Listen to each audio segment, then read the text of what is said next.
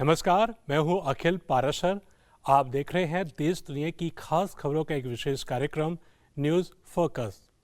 चलिए सबसे पहले नजर डालते हैं इस हफ्ते की खास खबरों पर। चीन के हवाई अड्डों ने बनाया नया रिकॉर्ड। चीन का पहला 1 टन पेलोड ड्रोन। फ्रांस के एक शहर में रिटायर्ड डॉक्टरों का एक क्लिनिक। अब समाचार विस्तार से। चीन के परिवहन हवाई अड्डों ने 2024 में जबरदस्त रफ्तार पकड़ी और नए रिकॉर्ड बना दिए। चीन के सिविल एविएशन प्रशासन की रिपोर्ट के मुताबिक देश भर के 263 हवाई अड्डों ने यात्रियों, कार्गो और मेल के मामले में ऐतिहासिक ऊंचाइयों को छू लिया। पिछले साल कुल 1.46 अरब यात्रियों ने हवाई सफर किया, जो 2023 के मुकाबले 15.9% ज्यादा है। खासकर इंटरनेशनल रूट्स ने तो कमाल कर दिया, जहां 10 करोड़ यात्रियों का सफर दर्ज हुआ, जो कि ये साल 2023 से 109.8% ज्यादा है। कार्गो और मेल की बात करें तो 2 करोड़ टन से भी ज्यादा सामान की आवाजाही हुई, जिसमें 34 हवाई अड्डों ने 1 लाख टन से ऊपर का आंकड़ा पार किया। यही नहीं, टेक ऑफ और लैंडिंग की संख्या 1 करोड़ 24 लाख तक पहुंच गई। चीन के हवाई सफर की ये रफ्तार वाकई काबिले तारीफ है।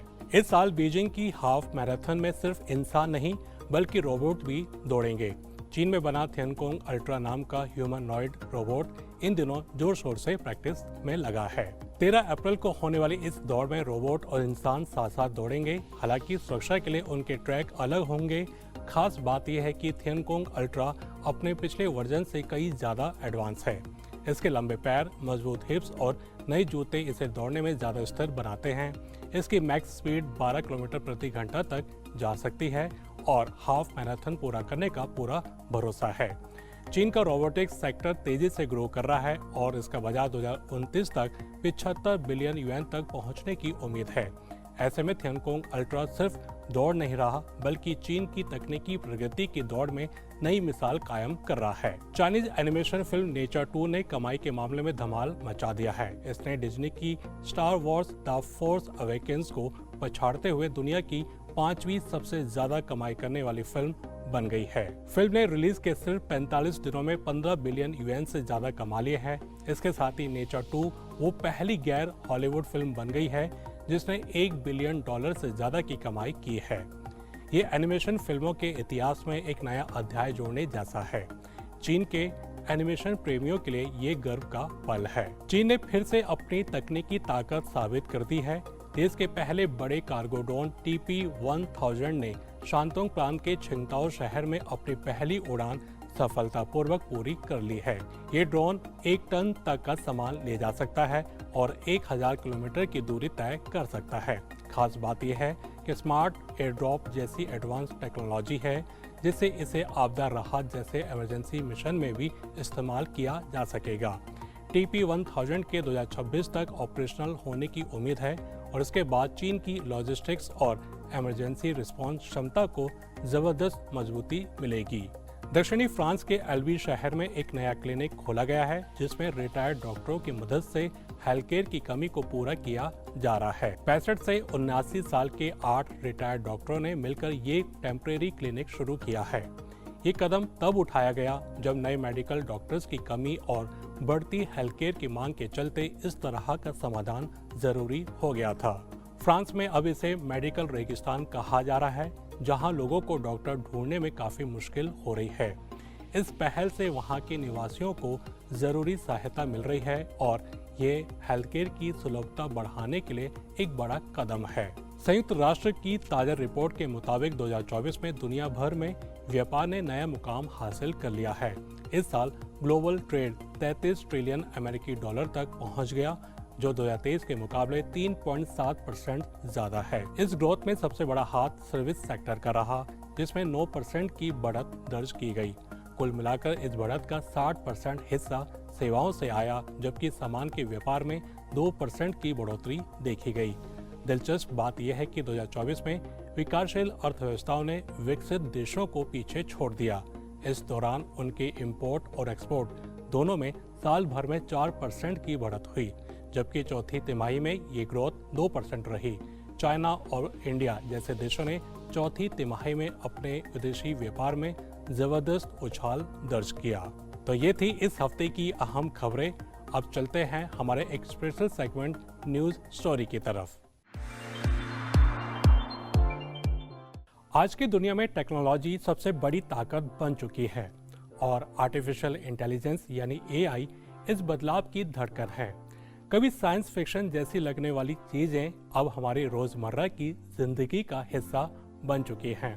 स्मार्टफोन में वॉइस असिस्टेंट, बिना ड्राइवर की गाड़ियां और फाइनेंस में सुपरफास्ट डेटा एनालिसिस तक एआई ने सब कुछ बदल दिया है।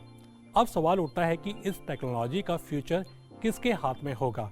क्या इंडिया और चाइना मिलकर नई कहानी लिख सकते हैं? चलिए जानते हैं हमारे आज की न्यूज़ स्टोरी में। चाइना ने एआई के क्षेत्र में जबरदस्त छलांग लगाई है। चीन की सरकार ने इसे अपनी रणनीतिक प्राथमिकताओं में शामिल किया है। साल 2018 में एआई के विकास के लिए एक रोड मैप बनाया गया और 2024 में इसे देश की मुख्य रणनीति में शामिल कर दिया गया। इसका नतीजा डीप सीक जैसे ओपन सोर्स एआई मॉडल ने दुनिया में हलचल मचा दी। सिर्फ कुछ ही वक्त में 3 करोड़ डेली एक्टिव यूजर्स पार कर लिए। ये किसी भी ऐप के लिए अब तक की सबसे तेज ग्रोथ मानी जा रही है। आज चाइना में लगभग हर सेक्टर एआई को अपना चुका है। 2024 के आखिर तक चाइना में 302 जनरेटिव एआई सेवाएं रजिस्टर हो चुकी थी और इसका कोर इंडस्ट्री वैल्यू लगभग 600 अरब यूएस तक पहुंच गया था। वर्ल्ड इंटेलेक्चुअल प्रॉपर्टी ऑर्गेनाइजेशन यानी वीपो के मुताबिक 2014 से 2023 के बीच चाइना ने 38,000 से ज़्यादा जनरेटिव एआई पेटेंट दर्ज कराए हैं। ये दुनिया में सबसे ज़्यादा है। इस वक्त चाइना में 4,500 से ज़्यादा एआई कंपनियां हैं और इस सेक्टर का कुल कारोबार करीब 84 अरब अमेरिकी डॉलर तक पहुंच चुका है। आइए अब बात करते हैं इंडिया की। इंडिया पहले से ही ग्लोबल आईटी आउटसोर्सिंग में एक बड़ी ताकत है, जो हर साल 150 अरब डॉलर से ज़्यादा का रेवेन्यू जनरेट करता है। सिलिकॉन वैली में भारतीय टैलेंट की धूम इस बात का सबूत है कि इंडिया टेक्नोलॉजी के मामले में किसी से पीछे नहीं है। इंडिया में लाखों लोग सॉफ्टवेयर डेवलपमेंट, डेटा एनालिटिक्स और क्लाउड कंप्यूटिंग जैसे सेक्टरों में काम कर रहे हैं, जो एआई इंडस्ट्री के लिए एक ठोस टैलेंट पूल तैयार कर रहा है। भारत सरकार भी एआई को लेकर पूरी तरह एक्टिव है। जनवरी 2024 में सरकार ने इंडिया एआई मिशन लॉन्च किया, जिससे इस सेक्टर को नीतिगत समर्थन और संसाधन मिल सके। आईटी मंत्री अश्विनी वैष्णव ने हाल ही में ऐलान किया कि इंडिया जल्द ही एआई के विकास में तेजी लाएगा। इंडिया ने 18 बड़ी एआई परियोजनाएं तय की हैं, जिनका इस्तेमाल खेती, क्लाइमेट चेंज और हेल्थ केयर जैसे अहम मुद्दों को हल करने के लिए किया जाएगा। आने वाले वर्षों में भारतीय एआई कंपनियां डेटा सेंटर बनाने में करीब 30 अरब डॉलर का निवेश करेंगी, जिससे एआई टेक्नोलॉजी को और भी मजबूती मिलेगी।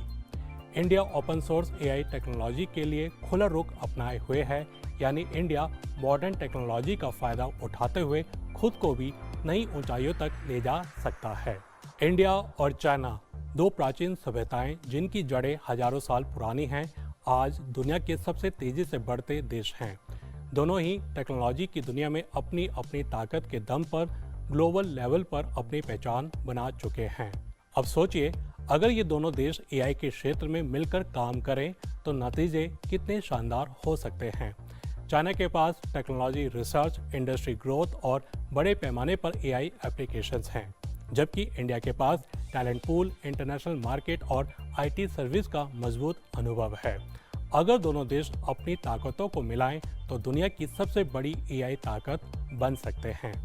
जब इंडिया की इनोवेटिव सोच और चाइना की टेक्निकल एक्सपर्टीज मिलेंगी तो एआई की दुनिया में धमाल मच जाएगा। दोनों देश मिलकर हेल्थ केयर, एग्रीकल्चर, एजुकेशन और क्लाइमेट चेंज जैसी ग्लोबल चुनौतियों के लिए एआई बेस्ड सॉल्यूशंस बना सकते हैं।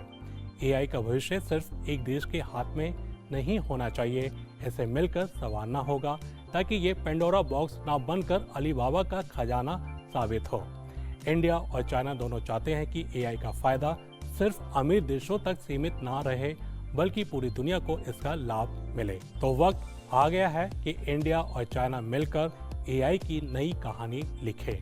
एक ऐसी कहानी जिसमें सहयोग हो, ज्ञान की साझेदारी हो और पूरी दुनिया के लिए प्रगति का रास्ता खुले। अगर इंडिया और चाइना साथ आए तो यकीन मानिए एआई की दुनिया में नया सवेरा जरूर आएगा। तो ये था आज का खास कार्यक्रम न्यूज़ फोकस।